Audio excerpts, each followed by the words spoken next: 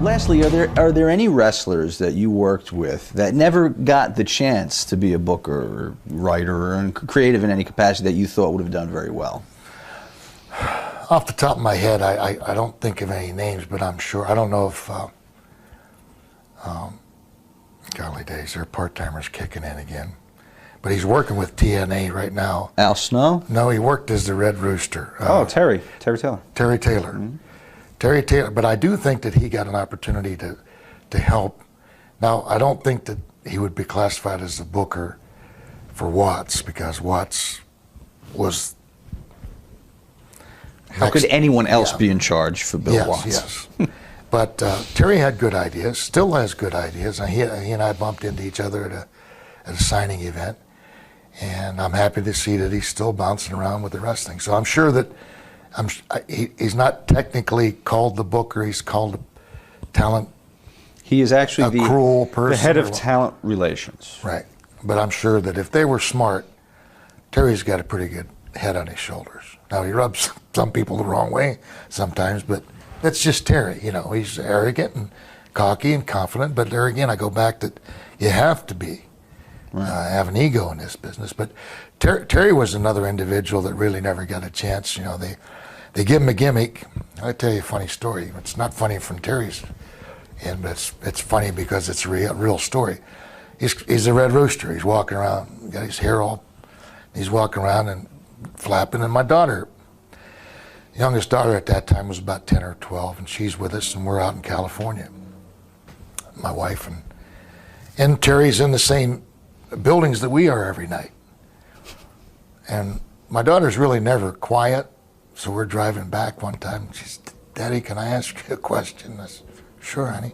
She said, "You know the guy that," I said, "What?" She said, "You know the guy that thinks he's a rooster?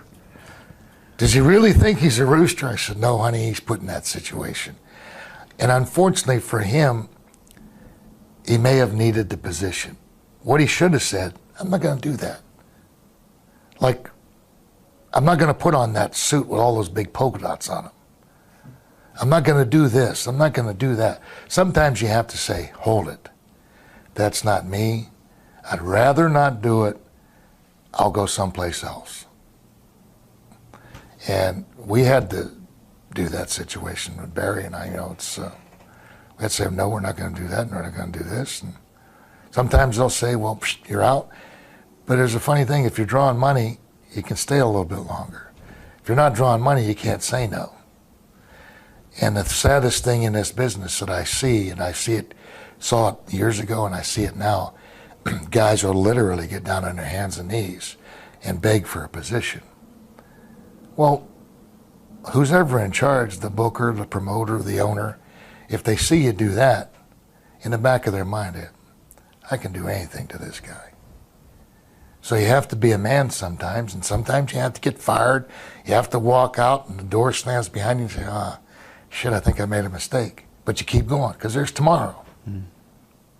And it's also a time when you could just go to another territory and get some work, maybe. Not so much now. Or you know what? You can go out there and get a real job. Right. The big thing now with the criticism that I hear all the time, well, these guys don't work. You get spoiled in wrestling. You get to work out, you get to travel, you get all the limelight, you get the good paydays. But there has to be life after wrestling. You know, whether it's pumping gas, you gotta have some personal pride that say, I'm not gonna do this.